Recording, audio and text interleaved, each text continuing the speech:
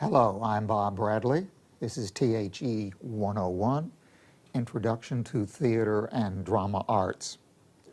We are going to begin today a section on musical theater, and I'm going to talk about musical theater and what it is, talk a little bit about how it developed in this country, and then we will, following this, have some visitors who will be with us and who will talk about musical theater and their involvement in it and how and what they see when we talk about musical theater. Now, why musical theater? Why are we sort of singling this out? Well, one, because it is unquestionably the most popular form of theater going today.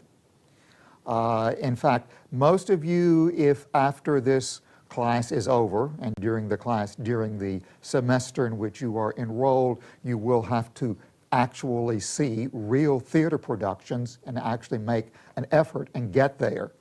But if, and we can only hope that maybe you will want to continue going, probably most of you will, more than likely, what you will go see in the future will be musical productions of some kind.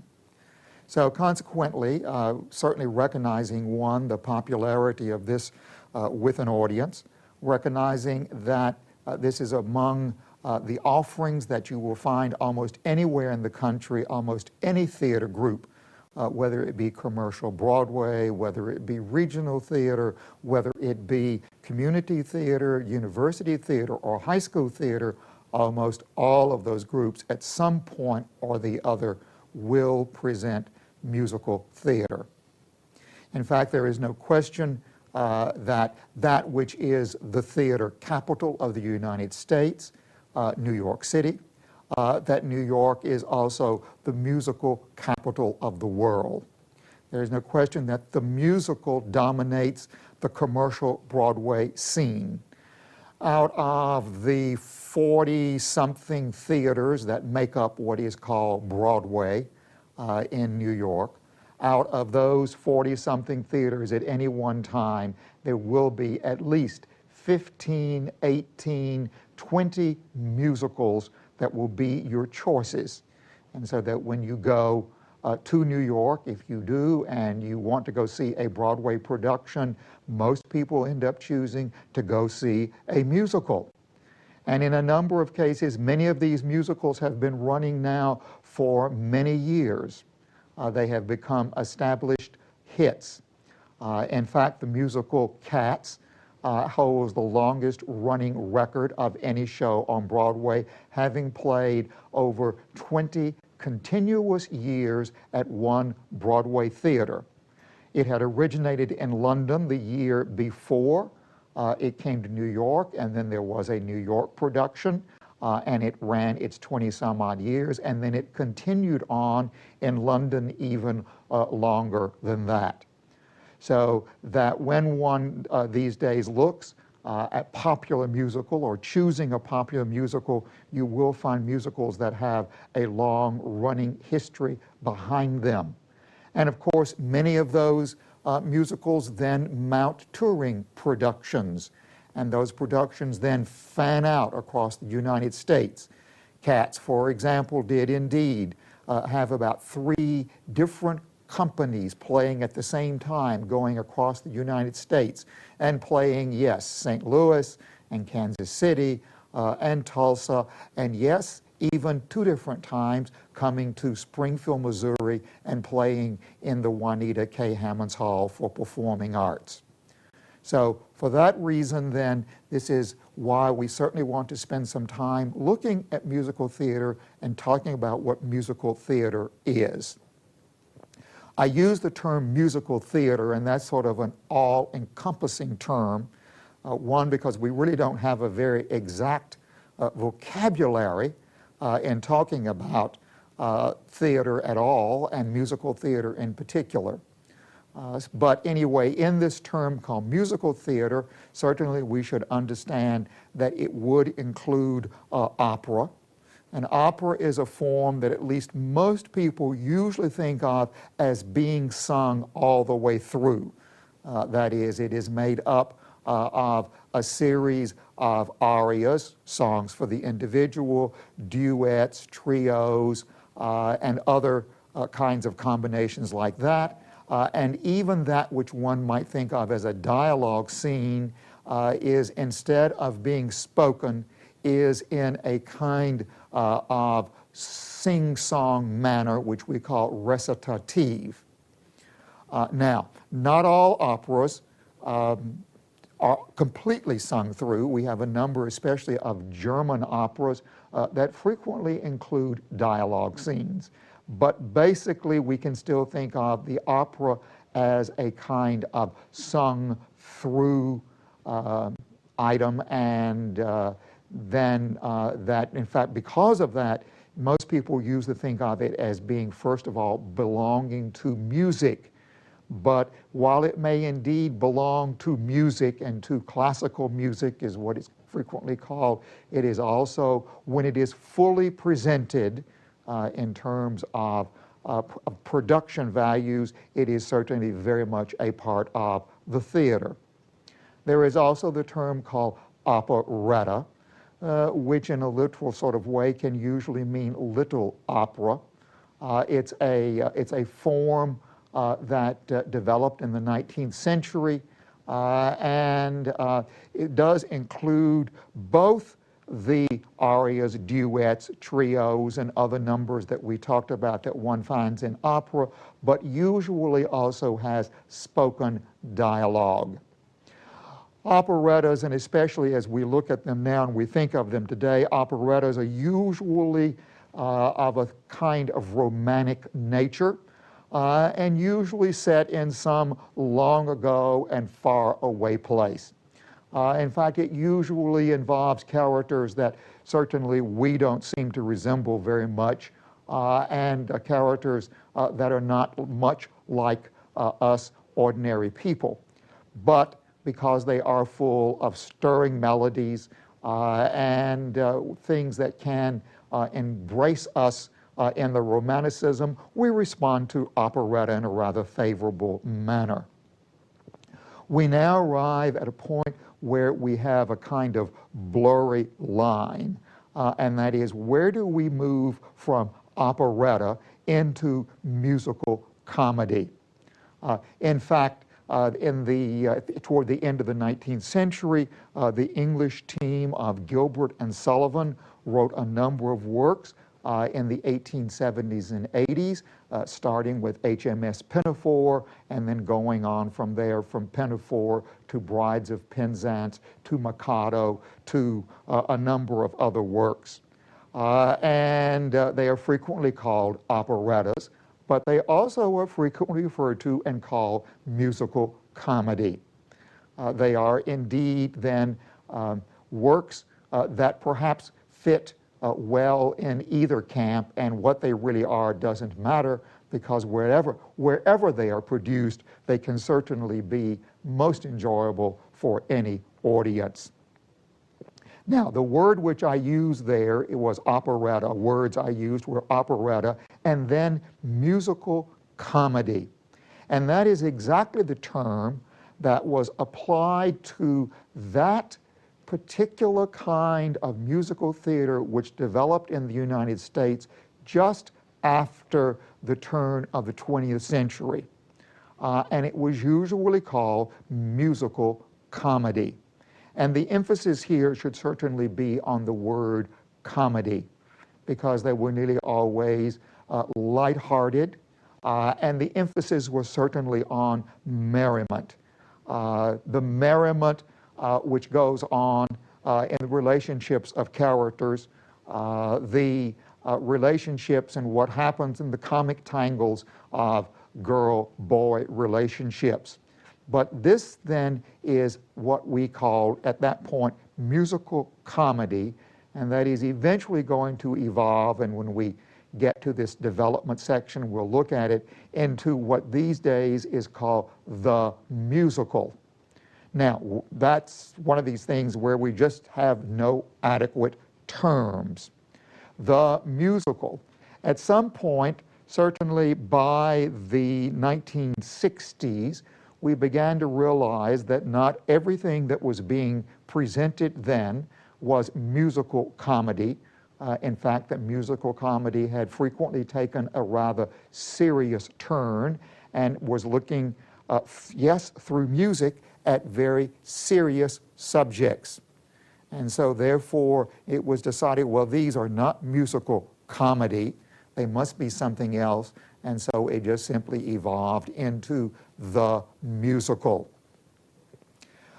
What we first need to come to is, and let's understand, is that all of these forms that we have been talking about up till now, and that is opera, operetta, musical comedy, the musical, that all of these revolve around and have some kind of story. And though they have story and characters, and that through then this combination of music, words, and yes, frequently dance, that what we then have is that the story and characters are going to be developed. The emphasis here is going to be on story, on the characters, and they're being told then through these musical forms. There's at least one other form of musical theater that I want to mention, and that is what simply is, or what is usually labeled musical review. Now, this is a production where one is not going to have a story. One may find that musical reviews may have some kind of theme which is going to unite what is going on within this production, or it may have some other kind of uniting factor of some kind, or it may not even have any seemingly unifying factor that's going to run through it at all. But in one way or the other, it is going to be a musical review which is going to have songs, going to have skits, usually also may well have production numbers, and we'll come back and talk about a production number of some kind or the others. Now, musical reviews of all kinds were enormously popular in the United States in the 19th century and in the first half of the 20th century. And then we find that the musical reviews sort of played out so far as theater is concerned, but what we find is musical reviews by the early 1950s had moved to television. And during those early days of the 1950s and 60s, what we find is that there were many musical reviews that appeared on television. They were usually frequently united through the factor of the star performer. And so thus we had the Dinah Shore show, the Andy Williams show, the Carol Burnett show, or maybe not necessarily united around an entertainer, the Kraft Music Hall. By the time of the early 60s and into the early 70s, most of these had begun to fade away, and it is only infrequently that we find these days that there is a musical review that appears on television. There is, however, today one place, or I should say maybe several places, but there is one place in particular, as far as we are concerned, where the musical review is still alive and well. And if you stop and think for a moment, where is that? And that is in Branson, Missouri. Yes, that is what, if one goes to Branson and one goes to see the shows in Branson, what you are seeing are musical reviews. Many times they are, the unifying factor is the star performer. And so thus we have the Soji Tabuchi show, the Andy Williams show, or the Jim Stafford show. And then in some cases we have it being united by a group as such as the Ball Knobbers. Those are all musical reviews, and that is through the course of usually about 2 hours an evening. You will have a number of songs, frequently done by the star performer or by solo singers, and then in some cases those people will come together and they will do duets, or in some cases maybe trios, and maybe then there will even be something called the production number. Now, maybe we should say, what is a production number? Well, what we find is a production number is where we find usually that the whole group, ever how many may make up the whole, in a musical, in a Broadway musical, that may well be 20, 25 or more people. But what we then have is that the whole group, a soloist, a group, they come together, they sing the number, they may begin in a solo, it begins in a solo, it develops into a group number, and then it moves out of that into frequently what is called the dance break. And that is where everybody, or certainly some of them, begin and go into a dance part of that particular song. So this is what is called then usually a production number.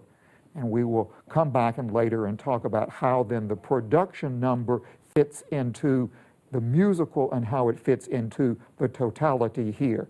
But what we find then certainly is the production number is frequently a part of the musical reviews.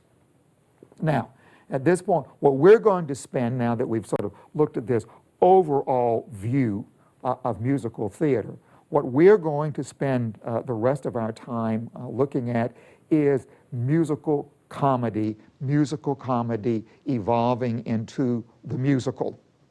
Now, we did not invent this in this country, but what we did do is we did take it and develop it. And when I say we didn't invent it, because as we can see here, and as we look at it, what we will certainly see is that musical comedy comes out of some combination of operetta, of musical review, and you begin to put all of these together and you tie them together with a story. And remember, this is what we're doing. You tie it together with a story, and you have characters then who are going to go through the story, who have actions, and yes, this ties it back into that Aristotelian part that we're talking about, because a musical is going to present and show us characters in action in some way or the other. But what we did do is we did take this and develop it into something which was particularly and peculiarly American. It is something that belongs to us. Now, at this point you may say, well, what's the difference between this and isn't this a play with music? No, it is something more than a play with music. A play may well have music in it. Some plays may even have songs in them, but that does not necessarily make them into a musical. A musical is something more and something different from than a play with music or a play with songs.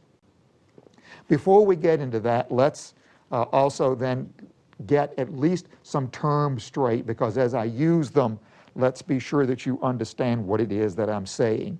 First, let's use the word book, or sometimes called libretto. And what we mean by book or libretto is this is the story. This is going to be the dialogue scenes that we are talking about in the musical. And these are written by, and yes, we have no better term than the writer. So consequently then, we're going to have a writer who is going to write a book, which becomes then the basis for the development of the story and the development of the characters.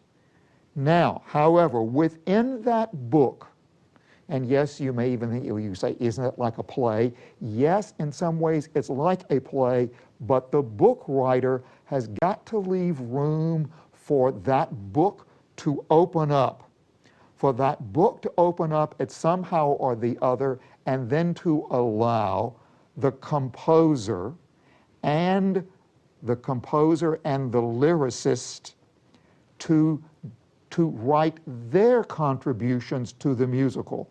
And that is, the composer is going to write the music. The composer is going to write the music for the songs in the show. Now, remember, the music may well be the music that accompanies the songs, the music that accompanies the dance, and may even be music that is going to be underscoring here sometimes. But this is the contribution of the composer. Then we come to songs, which are certainly a major part of any musical, and those songs have words. Those words we call lyrics. The lyrics to the song are written by the lyricist. So at this point now, we have at least three people, maybe, three people involved. We have a writer, we have a composer, and we have a lyricist. So therefore, this certainly begins to distinguish where one may see that a musical is going to differ from a play, and that the play is usually written by a single individual. But what happens here is we have a team. We have a team of people who come together. Now, infrequently, but it can happen, sometimes a single person may write music, lyrics, and book. But that doesn't happen very often, and about at least a good 99% of the cases that we will look at and that we know of, musicals are written by a team. And as we have indicated here, it is going to be at least two people or three people. What we find frequently is that a lyricist may also write the book. So that the lyricist will write the book, that is the story and the dialogue scenes and the words for the musical. So therefore, one person is writing all of the words. But in many other, or infrequently, we find this is not true, and that the book writer is going to be writing only what we've indicated here. But this team then comes together, and they then begin to develop the musical. Now, at this point, I'm going to talk about characteristics of the musical. What is it that makes a musical different from a play, makes it different from a play with music? And I'm going to give you some examples.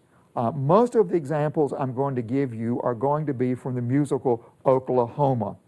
And here is perhaps one of the drawbacks of having to do this on television, and that is if we were in the classroom, then at this point we would stop for each of these characteristics, and at that point we would then play either a CD or perhaps a videotape in which we can look at this and we have a little better idea of what we're talking about.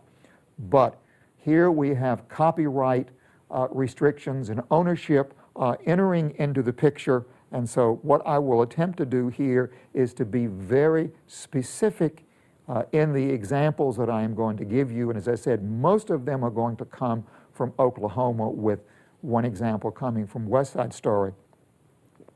But what will happen then is perhaps you can get a CD and listen to Oklahoma, or better still, get the movie version. The movie version of Oklahoma is really pretty good. Sometimes the transference of Broadway musicals into Hollywood musicals, those transferences were not always successful. But in this case, with perhaps one exception that I'll talk about in a few minutes, the transference is pretty good. So, and there is a copy, by the way, of the movie version of Oklahoma in the SMS library.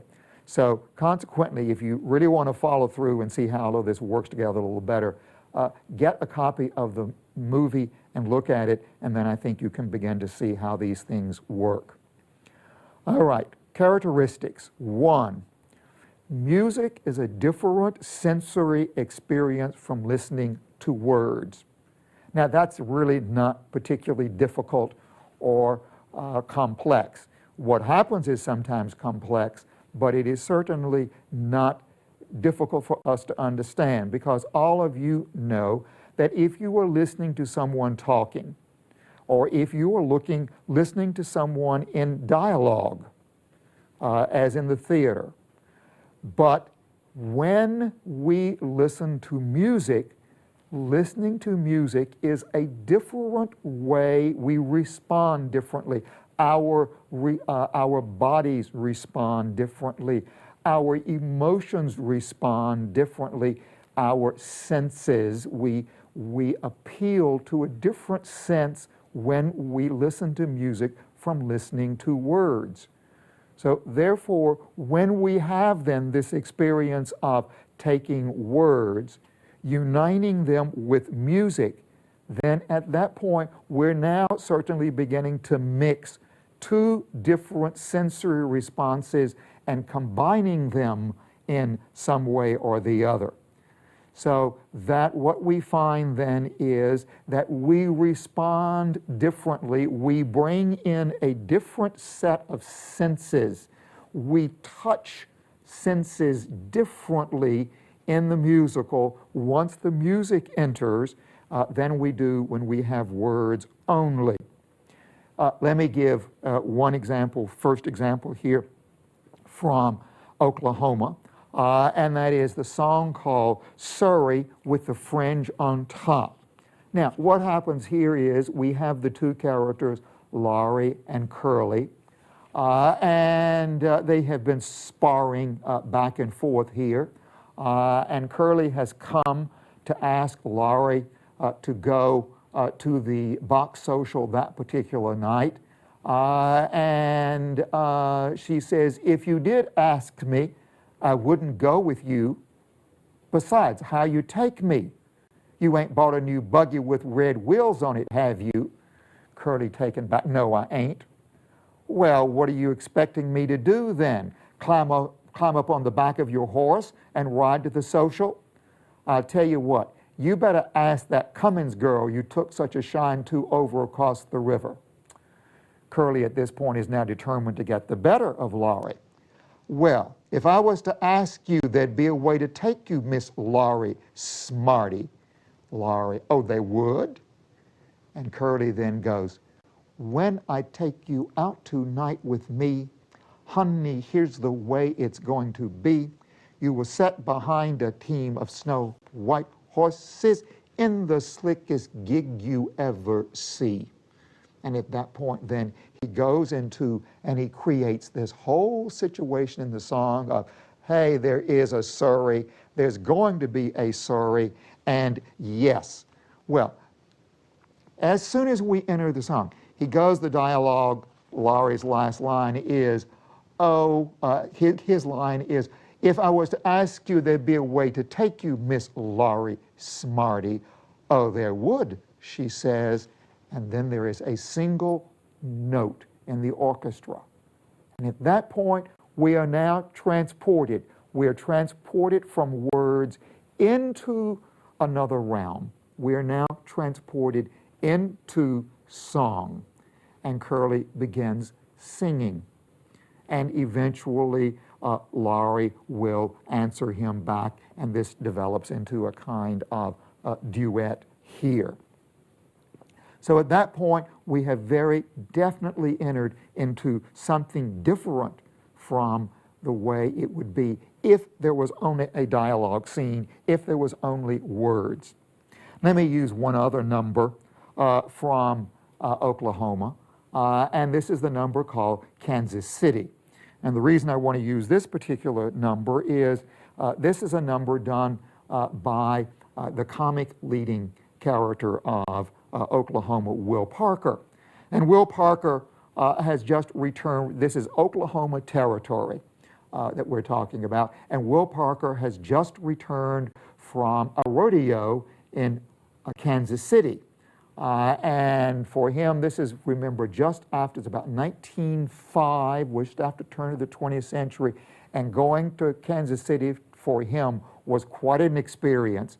And so at that point, he tells us about everything's up to date in Kansas City.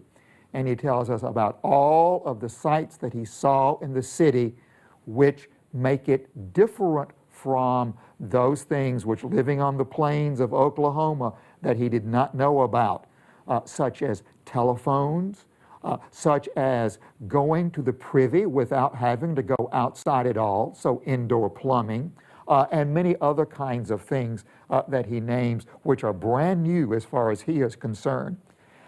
Will Parker is then joined by the chorus, and that is those people who have come to welcome him home and to hear him talk about his adventures here. And so they go along with him and they begin singing, and this whole thing then develops into first a solo dance break, that is for Will Parker, and then eventually into a full-fledged production number that we explained earlier, into a full-fledged production number with Will Parker, the chorus, everybody singing, everybody dancing here. So now we have entered into, and now look, we have words, we have music, and now we've added another art form here, and again, something that we respond to differently. We have now added dance to all of this. So consequently now, we have words, music, and dance all going here, and each of those we have a different kind of sensory response to. That is, the senses that we have and our response to those, each one of those now enters in, and we combine them all. This is certainly quite different from what may happen in a play when we are dealing only with words, we are dealing only with dialogue. Characteristic number 2, music allows the emotional moment to be sustained. Now, by this meaning, when we are in words only, when we are talking, we at some point reach a moment when there's nowhere else to go. We have ended with words. We can only say this. We can only develop this for a certain length of time. But now we let music enter here, and by entering music, we know that music always allows elongation. This is simply one of the characteristics of music. Music has its own time. Music has its own way of developing. And so what we do is we move then from words into now words being combined with music, and when we do that, we enter into music time. We are no longer in the time frame of words and dialogue, but the time frame now of music. And so therefore, this moment can be sustained. There are many ways, and there are certainly many different examples that could be given. Almost any, what we usually call love duet, a point at which two characters begin to explore how much do they love each other. Then at that point, you can say, I love you, I love you, I love you, I love you, and then you begin to run out of ways to say, I love you, but you enter music into that combination. And yes, you will find that indeed then we can now prolong that moment. We can prolong how long the two characters can explore how much they love each other. We find this we find this several times in Oklahoma, but we find it certainly in the love duet between Laurie and Curly when they do a reprise, and a reprise is a second time through of people will say, we are in love. And at that point, then, they now go and explore this. There is another point at which, and a good example here, and that is where we have the song called Many a New Day. Now, this is a solo for Laurie. And it's a point where the girls, the boys have all gone off and the girls are left by themselves. And the girls begin teasing Laurie about Curly. And the fact that Curly is now, has been taken off by the Cummings girl. And so, Laurie, what are you going to do about that? Looks like Curly's tuck up with that Cummings girl. And Laurie says, what do I care about that? And then at that point, we now have the music enters and Laurie goes, why should a woman who is healthy and strong blubber like a baby if her man goes wrong? A weeping and a wailing how he's done her wrong, that's one thing you'll never hear me say.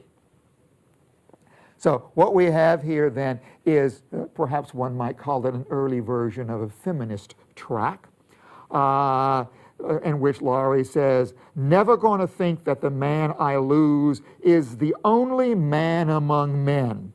I'll snap my fingers to show that I don't care. I'll buy me a brand new dress to wear. I'll scrub my neck and I'll brush my hair and start all over again. So here is a wonderful song in which, in this case, a rather comic moment, and that is a comic of Laurie proclaiming her freedom, of Laurie proclaiming that she is an independent woman and that if one man goes off, there are many more who can be found. Number 3, simultaneous expression. Now, in dialogue, we listen to dialogue in a linear fashion.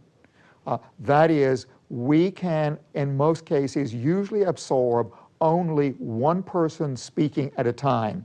Our ears simply have to go in that fashion. Our ears hear one line of dialogue, somebody responds to that line of dialogue, and back and forth we go. So we hear it line, line, line, line. It is linear in its movement. It's moving this way. It is linear in its development here. But once we move to music, then what happens is music is that musical lines, and that is the lines of the music, allow us to hear a number of different expressions simultaneously. And in fact, when these develop in musical forms, we call those duets, trios, quartets, quintets, sextets, 2, 3, 4, 5, 6. Different people, or more in some cases, may be expressing, in many cases, different sets of emotion. And we can hear this all going at the same time. Usually what we will begin to hear is each one of those individuals sort of begins in a solo and then gets joined in some way or the other by the other set of individuals who may be involved here. But by hearing each of those voices first in a solo, then at that point we can begin to distinguish each of those characters and we can begin to hear our ears allow us to hear each of those musical moments separately. I was somewhat surprised because it hadn't occurred to me before until I sat down and looked at it. Oklahoma does not have any moments where there is such a simultaneous expression of emotions. Now, yes, it has points where there is a development of the chorus, and yes, but they are developing usually simultaneously what we happen here. But this is, or they are developing at the same time. But there's not different sets of emotions evolve. Perhaps certainly one of the best examples that I can give you and certainly tell you to one to go look at in some way or the other is from West Side Story. And this is what I sometimes call the Tonight Quintet, although actually it is more than 5 people in terms of the number of people singing. But what we have here is we do find 5 different musical lines being developed here.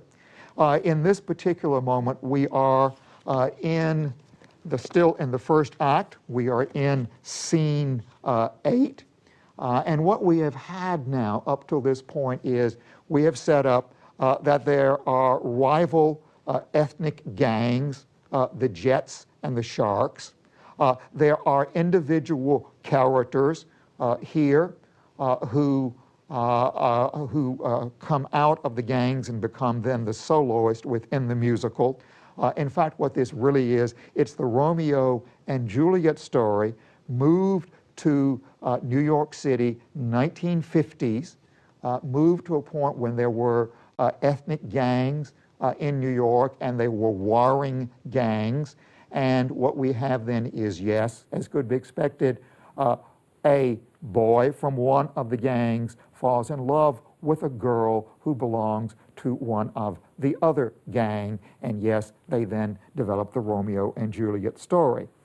So what we have here then in this tonight quintet, we have been introduced to the warring gangs, the Jets and the Sharks. We have been introduced to Anita, who is the sister of the leader of one of the gangs, and who is in love with then the leader of one of the gangs here. So we have Anita. We're introduced to Tony.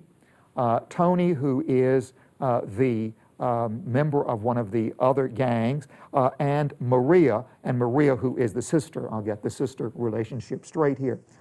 Maria, who is the sister to who is the leader of the other gang. So what we have then is we have Jets, Sharks, Anita, Tony, and Maria. And each of those then in this tonight quintet begin singing and telling us about how they or how he or she feels about what's going to happen tonight. Tonight there is going to be a rumble, and the Jets begin. The Jets are going to have their day tonight. Sharks, the Sharks sing. They say the same thing. The Sharks are going to have their way tonight. Jets, the Puerto Ricans grumble, fair fight. But if they start a rumble, we'll rumble them right. Sharks, we're going to hand them a surprise tonight. And then they go on and they develop this back and forth between each other. Then we sort of focus in on Anita. Anita, remember, is the girlfriend of one of the leaders. Anita's going to get her kicks tonight. We'll have our private little mix tonight. He'll walk in hot and tired, so what? Don't matter if he's tired as long as he's hot tonight. Then we switch to and we focus on Tony. Tony, remember, is one of the members of the gang who is trying to get himself out of the gang and who has fallen in love with Maria. Tony, tonight won't be just any night. Tonight there'll be no morning star. And he goes on and develops this. Then we pick up with Riff, who is one of the leaders. I'm counting on you to be there tonight, speaking to Tony. Then we switch and we focus on Maria. And Maria picks up pretty much the same kind of, the same words and number that Tony had used earlier. Tonight won't just be any night. Tonight there'll be no morning star. Then at this point, we now begin to pick up and develop each of those, and we have Jets, Sharks, Tony, Maria, Anita, and as the stage directions say, all have been singing at once, reprising the choruses they sung before. And so at that point then, this thing develops into this full number in which all of these characters and the groups within them are now simultaneously expressing their feelings, their emotions at the same time, and yet through the development of the musical line, we are able to understand here what is going on. 4. Song allows for personal revelation. Now, This is something that, in fact, we can also do in plays, and frequently do in plays, and that is personal revelation. Shakespeare did it. Shakespeare does it often. If you may know, in many Shakespearean plays, we have what are called soliloquies. That is that point at which a character will reveal to us in the audience perhaps his or her inner thoughts. What this person is thinking, how this person is reacting, what are the person's emotions or feelings. And so it is a very private moment, but it is a private moment which is now being shared with the audience. So this is a moment of personal revelation. We don't see it often in modern and contemporary plays, although we do find that playwrights are beginning now more to explore that option and to go back and to see how it may be used in contemporary theater. But it is certainly alive and well in the musical. And that is, almost all musicals at some point or the other will have songs which specifically allow for a character to reveal in some way or the other how he or she feels. Now, this may be a moment in which the character, it will be a very private moment in which the character is singing about how he or she feels, and it is being sort of shared or given very directly to the audience. And then in some cases, it may be that the character, a character is sharing this with some other character here. Let's look first at, again, Oklahoma. In this particular case, let's look at Ado Annie. Ado Annie is the comic character. We spoke earlier of Will Parker. She, of course, is the person, the girl in whom Will Parker is interested. And while we have the entanglement or the attempt for Laurie and Curly to come together and form a romantic relationship, which is the sort of serious note in Oklahoma, the comic one lies in the relationship between Ado Annie and Will Parker. And so what we find here then is Ado Annie and Laurie are having a conversation. Ado Annie is sort of a free spirit. And Laurie is not at all sure about this, and Laurie is much more restrained in her feelings and expressing her feelings. They've been conversing back and forth about how they feel about men. And Annie, finally, we come down to the end of this dialogue, and Annie says, "Don't you feel kind of sorry when a fellow looks like he wants to kiss you?" And Laurie looks, "Well, you just can't go around kissing every man that asks you. Didn't anybody ever tell you that?" And Annie, "Yeah, well, they told me." And at that point, the music comes in, and then Annie begins. "It ain't so much a question of not knowing what to do. I knowed what's right and wrong since I've been 10. I heard a lot of stories, and I reckon they are true, about how girls are put upon by men. But I know I mustn't fall into the pit. But when I'm with a fella, I forget." And she goes on from there and tells her how she gets very sorry when she gets around men, and I can't say no. So we have what is indeed there a comic moment of character revelation. We have another one here, and this is a very intense private moment. And this comes in the smokehouse scene. Curly has gone down to visit the farmhand who lives there on the farm that Laurie owns. And in fact, the individual who is going to carry Laurie to the box social that particular night. in the sparring that went on in earlier point between Laurie and Curly, they couldn't quite figure out how to get together, and Laurie, in sort of spite for all of this, then agrees that she will go to the social with Judd Fry. Curly now in the smokehouse scene goes down to visit Judd, and he wants to find out a little more about Judd.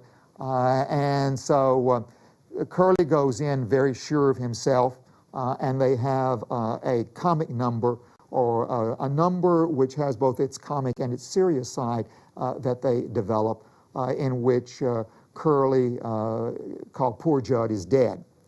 And then finally they get it out in the open, that the enmity which exists between the two of them, and Curly warns Judd to be careful. And Curly then leaves.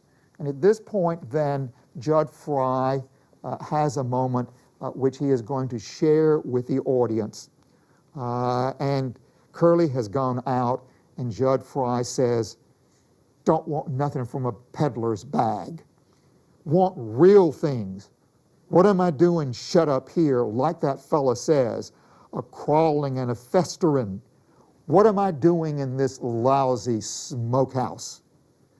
And then he goes into what is unquestionably one of the most poignant songs, certainly the most poignant song in this particular musical, and what is one of the really poignant moments in musical theater.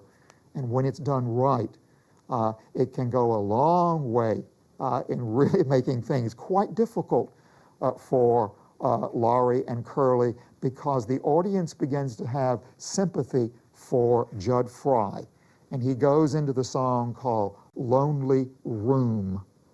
The floor creaks, the door squeaks, there's a field mouse nibbling on a broom, and I sat by myself like a cobweb on a shelf, by myself in a lonely room.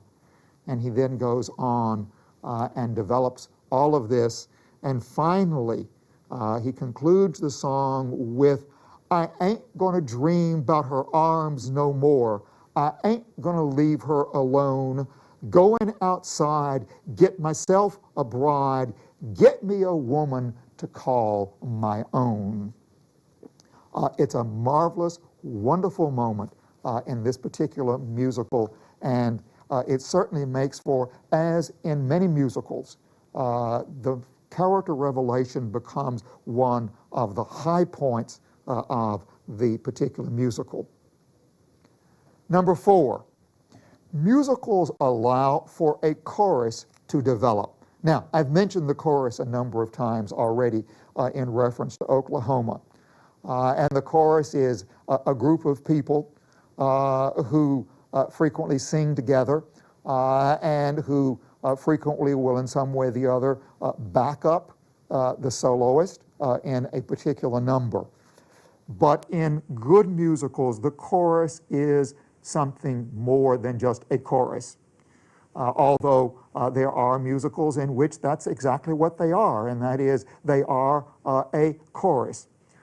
One of my favorite moments happens in a 1920s musical called No No Nanette, and a point in which one of the characters has been singing a song and alone on stage, nobody else present, and then suddenly, no reason whatsoever, absolutely nothing other than a musical reason, all the doors of the house, this is an interior setting, all the doors of the house open up, and all these people pop in.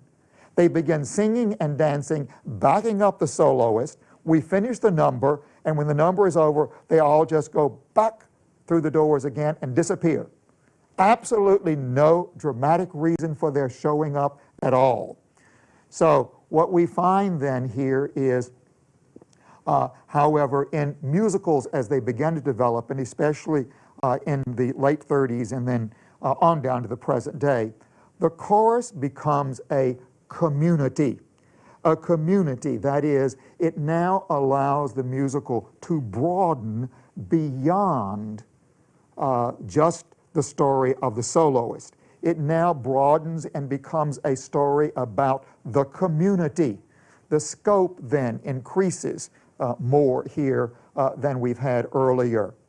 There's a good example in Oklahoma, and that is that which opens the second act, and that is the song called "The Farmer and the Cowman." And what we have here then is we develop and set up this community here in which we have the two groups. We have the farmers and we have the cowmen. And the song opens, "The farmer and the cowman should be friends. Oh, the farmer and the cowman should be friends. One man likes to push a plow, the other likes to chase a cow. But that's no reason they can't be friends." And then we go on and develop, and we have these two groups here, farmer, cowman, and territory folks should stick together. Territory folks should all be pals. Cowboys dance with the farmers' daughters. Farmers dance with the ranchers' girls. So off we go here then, developing these two particular groups which become the community in which this musical takes place. And 5, lastly, in Aristotelian order here, we indeed come to the staging. Now, just by the sheer fact of what we've been talking about, one can begin to see that musicals usually begin to be big. They usually begin to, in fact, many cases, call for the extravagant, the more spectacular in terms of scenery and costuming. Musicals frequently are done in many different scenes, in many different locations. We've talked about Oklahoma here. Oklahoma has the opening scene, which is the backyard of Laurie's farmhouse. We then go to the smokehouse. We come back to the backyard again, and then in Act 2, we go off to the box social, which is in another barn on another ranch. And then at the end, we come back to the backyard again. So we have several different sets here, all of which have to be shifted around, and we move from set to set.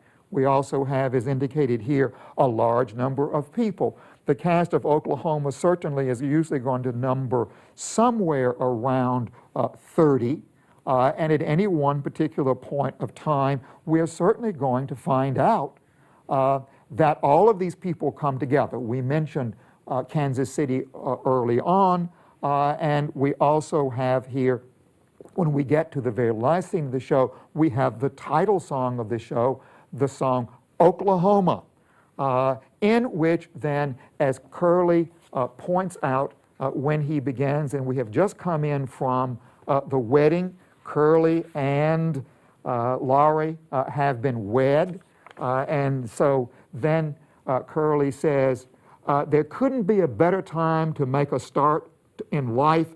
It ain't too early and it ain't too late. Starting as a farmer with a brand new wife, soon be living in a brand new state.